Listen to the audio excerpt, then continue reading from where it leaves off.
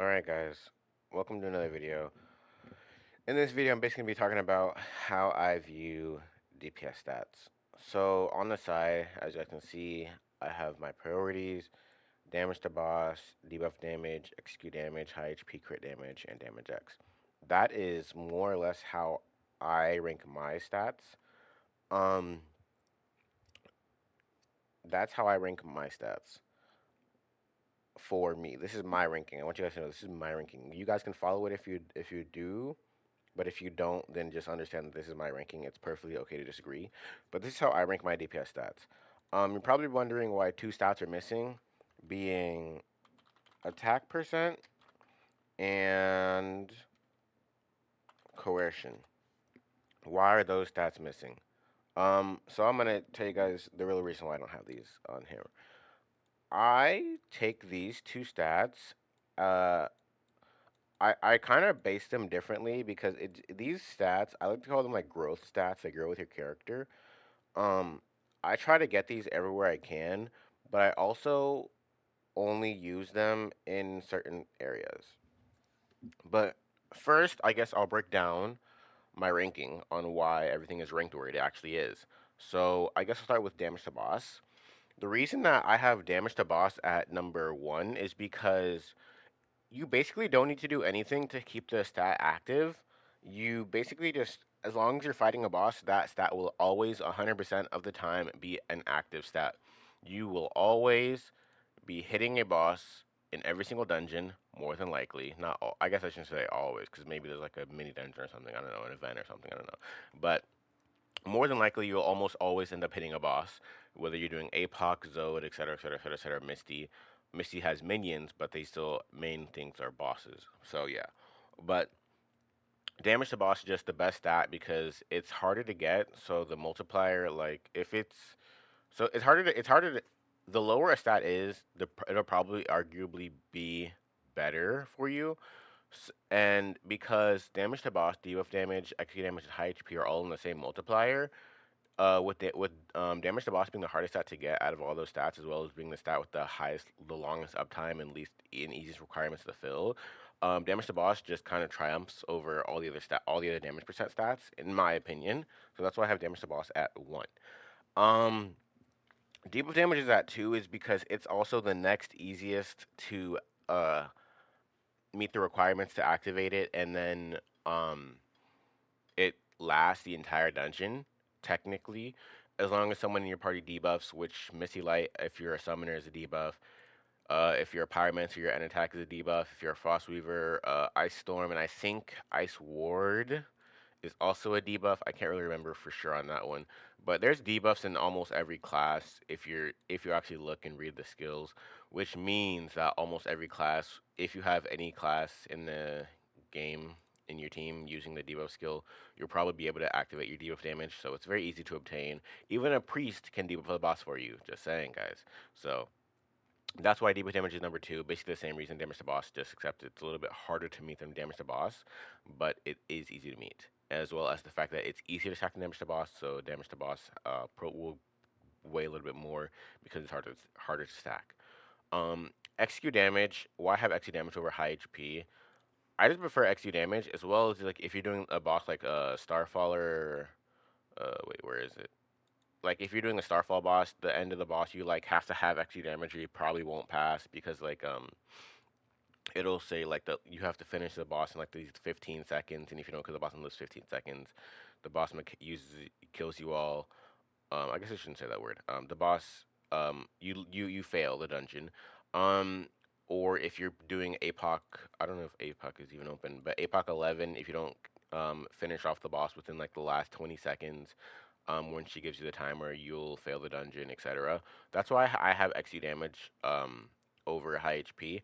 I simply prefer XU damage because it has more niche uses in situations than um, high HP does. As well as the fact that like even a gate boss like Dexter has his final attack that he launches at the end, which obviously I'm not gonna sit here and say like it's super critical because you can all die or you can all, yeah, you can all die in gate, but end up respawning anyways. But that does depending on how many times you guys have died and your respawn timers, it can potentially ruin a run. For the teams that are on the weaker side and can't just easily breeze through gate, which I know a lot of people in like second region are probably struggling a lot more in gate than first region. So yeah, XC damage is just way better. High HP, where do I even begin? I'm not going to sit here and get into a whole like long spiel about high HP because I really talk about it for forever. But high HP is not a bad stat. I just really do not like the stat that much. And if I'm going to be honest, I would take crit damage over high HP in certain situations. So I guess I should rank it like 4 to 5. And I think this is more accurate for me, 4 to 5 on crit damage and high HP. Reason being is because crit damage is completely active. It's all the time active. It's just a final multiplier of your damage, as well as the fact that crit damage usually will come in higher quantities on cards. But overall, I just prefer crit. But the downside of crit damage is it only activates 80% of the time. You will not always 100% crit everything. So I guess I can maybe show that here. Maybe one of my hits won't crit. I don't know. But it's hard to like just you see. One of my hits didn't crit actually. I saw it. But yeah, you won't crit 100% of the time. You can only crit 80% of the time, as well as the fact that bosses or mobs and bosses in later dungeons have crit resistance. So if you don't have enough crit rate, which I have relatively low crit rate actually, so if you don't have enough crit rate, you won't crit on mobs and bosses, which means that crit damage can potentially be less effective than high HP or XP damage. So it really just depends on the things that you are fighting and the niches that you want to meet. But if I at least can meet the requirements, I'd probably take like 30% crit damage over like 20% high HP, if that makes sense. Um, but yeah, that's just like a base example. This damage is damage X, damage multiplier. It's this stat right here. Damage done, I guess. But why I don't like damage done is because it's just kind of like, it's good, but it's not like something I'd go crazy over. Not a stat that I really factor into my decisions too much on whether or not I'd like to be using it, or like whether or not I'll base a card off of do I need this. So decent, but it just doesn't win out over everything. One example that I like to use for people is Magic Kitty versus Fardis, which I don't have a Fardis right now, versus Dexter Assist or Metal Guard. Is damage to debuff versus damage X versus uh I just brain damage to debuff versus damage X versus what did I say fart is? Oh yeah, attack percent. And 5% damage X is actually still weaker than 3% damage to debuff as well, so it's not gonna factor too much into my opinions if I have other options. Now as for why attack percent coercion, and I think I forgot another stat. Attack percent, coercion, and actually damage percent itself, like the actual damage percent. The reason I don't have these stats ranked are because I typically don't use these stats on cards unless they come in very, very, very high quantities. Now, damage percent cannot be gained from cards. You can only gain it from things like red mounts, accessories, etc., etc., etc. What damage percent is this stat right here, damage boost percent, which is one of the harder stats to actually get. So yeah, that's why I don't have that one ranked because that kind of stat is just get it where you can. As for coercion, I think coercion is the next simplest one for me to explain, I guess. Um, Coercion card wise, at least building wise, the only cards you'll get coercion from are are ignore defense cards. There is no actual coercion card. It's just ignore defense, giving coercion, which also has a cap. Which honestly, I don't think anyone will reach that cap for a very, very, very, very, very, very, very, very, very long time. But hey, one day we might be reaching that cap.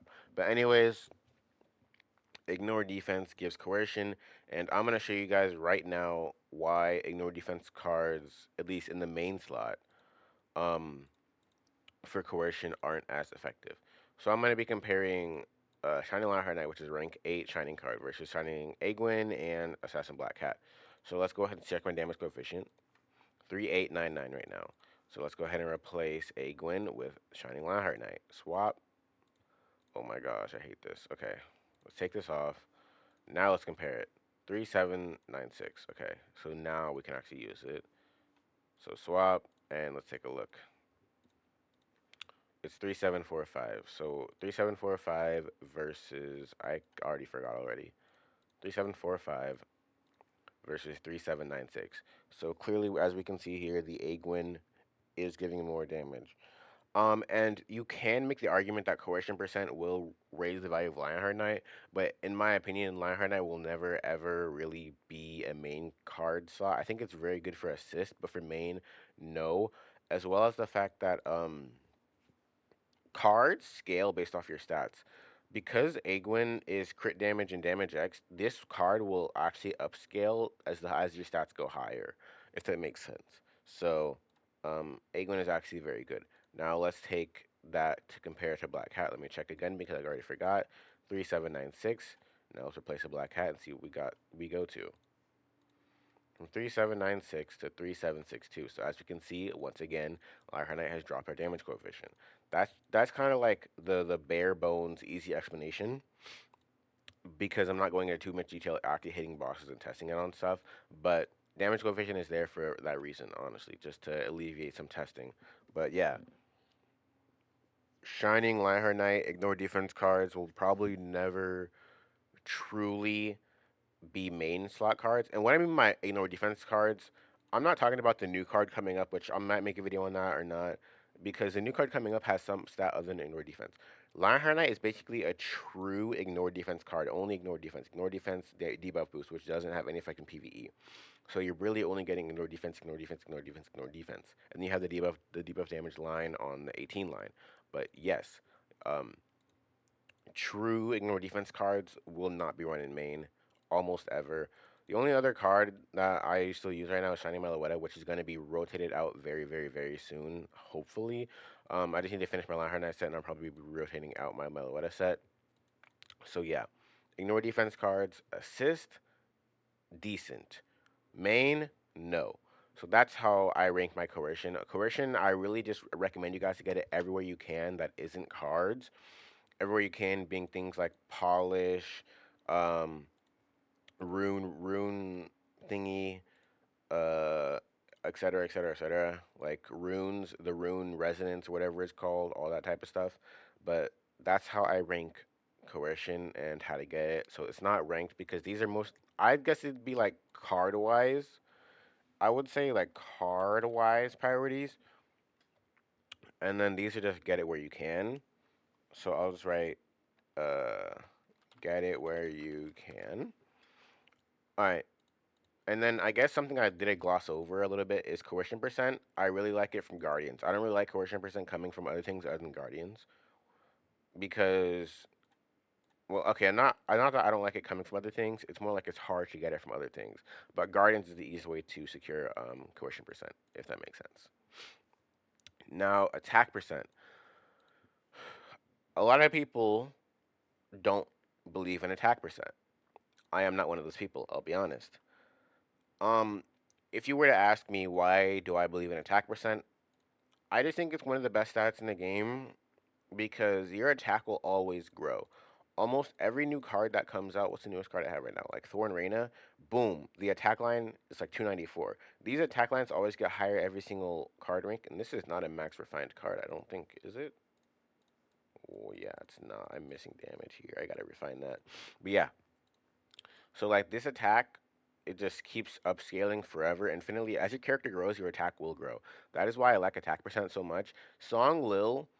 Now I've seen arguments for Song Lil is an assist card now. Get it out of main, because we've got like Balder, Shadow Shni, Aenas, and then you've got like Apolis and Vasya.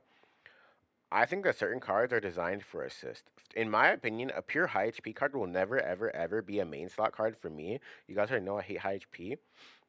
So for Vasia, for example, I only run this in assist, and I really didn't want to get this card, but I had to get this card. You guys won't understand, but I'll make a video on that later, maybe in the future.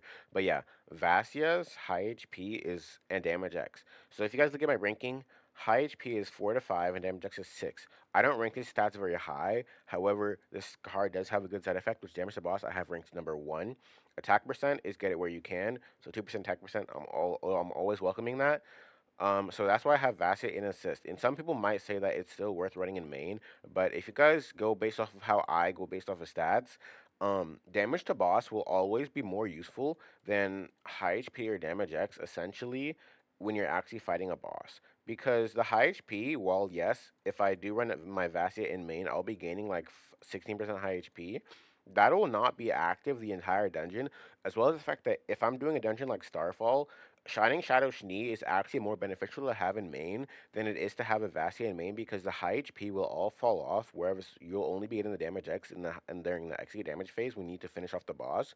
Whereas if you're running a Shadow Schnee, you'll be getting this full cards bonus during the final phase of the boss, which in my opinion is the most important. So that's basically why I like Shadow Schnee in the main still for now. Will it be replaced eventually? I can see it coming. I'm not gonna sit here and lie to you guys, but I also believe that certain cards like Apollos are designed just for assist. Now, what I mean by is it designed just for assist is because when we actually take a look at Apollos, um, it has high HP and debuff boost, which you guys already know at my rankings, as we refer to here. It's 4 to 5, so it's you're gaining 8%, no 9% high HP if you run this card in main. Now 9% high HP does not beat 9% XU damage and 5% damage to boss, nor does it beat any of these other cards here.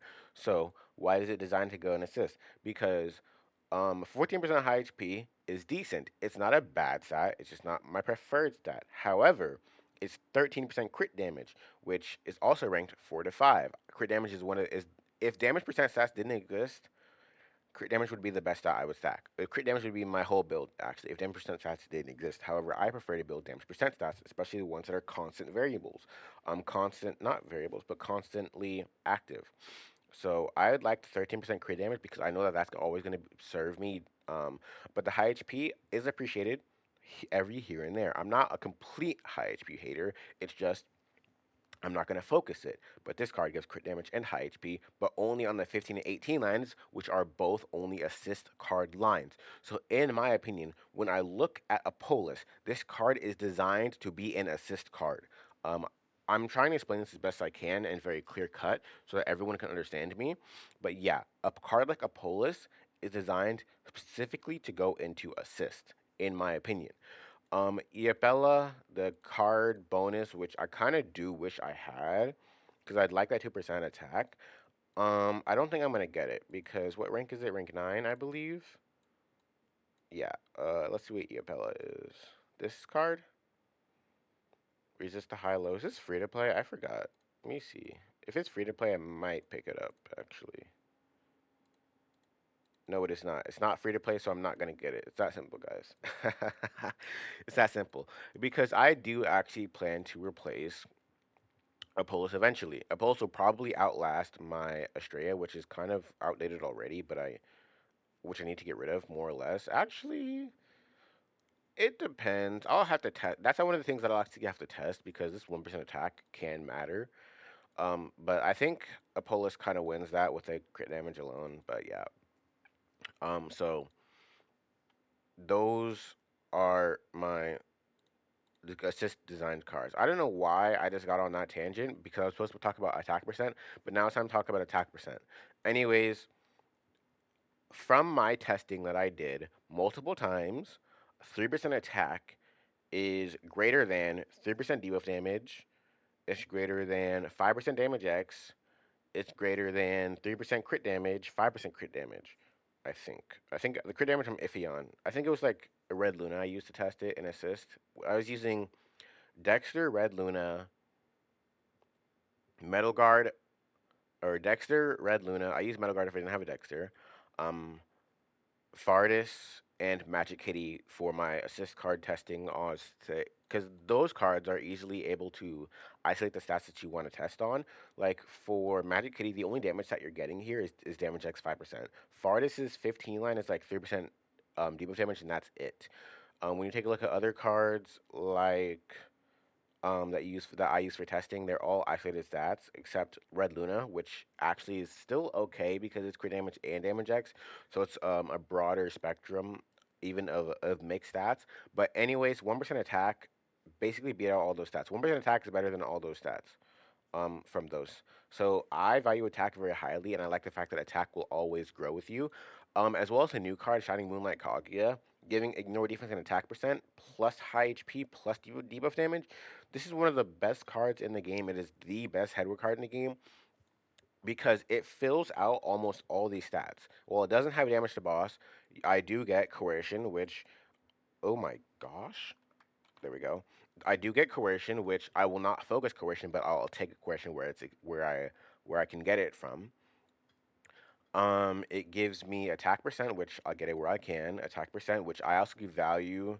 If I were to break it down, I'd have 1% attack over 3% debuff over 3% C damage, 1% attack. I'm just gonna do it like this: 1% attack over 3% C damage, 1% attack over 5% damage X. So that's how I value attack. So I also like the attack percent that I'm getting from this card, as well as the fact that I'm getting high HP, which again, I do not hate high HP. I hate it, but I don't. I hate it, but I don't discredit it. I do give high HP its credit where it's due. High HP is and can be useful.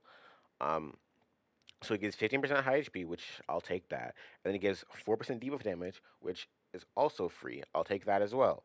So that's how I have Moonlight Kaguya as just like one of the best cards because it just fills out so many good damage stats that you need, in my opinion. So yeah, I'm never gonna disturb Moonlight Kaguya. This card is like locked in. We're locked in like that. You know what I'm saying? So yeah, that's basically how I rank and talk about my stats. That's how I build my character based off of these stats. Kind of like in this ranking, it's a little bit scuffed and disorganized, but more or less that's my ranking. And then I want you guys to know that for Guardians, I really, really, really recommend stacking high HP, not high HP, stacking attack percent and coercion percent on your Guardians, because these Guardians can give you so much attack percent. Like for my Guardians right now, I'm getting 15% attack, which is really, really, really good in my opinion. Well, a 15% attack is not a lot, and when you compare it to other people, but 50% attack is a lot of damage gained, if that makes sense. So please, guys, stack attack percent in your Guardians and stack coercion percent in your Guardians when you can. But I think that's gonna be it for my damage rankings. That's why like I always have damage to boss on my emblems. Like when you look at this board and see how I rank stats, and you look at my cards and how I build my character, things will start to fall in place and start making more sense. That why I use certain cards like Shadow Sneak main, which I've seen other people move to assist. Why I use Song Lil main, which I've seen other people move to assist. Like things like that. And maybe if my opinion ever changes in the future, I'll probably make a video on that. However, for now, this is what I completely and truly believe in being my stats and how I build my character. Um, Again, you guys do not have to agree with this list. You guys do not have to agree with this list. However, this is how I see DPS stats, and things like that. So yeah, uh, I don't know. I think I'm gonna wrap it up here. This is a bit of a longer video, but I really wanted to make my point clear and explain how I viewed everything because a lot of people a lot of my videos I kind of feel like I don't fully explain or people might misunderstand or get the wrong idea. But yes, and then as new cards come out, I'll probably start using this as an outline when I'm comparing new cards and why I think a certain card might be better than a certain old card might be better than a new card. But yeah, I'm interested to see where I go with this. But thanks for watching. I'll see you guys in the next one.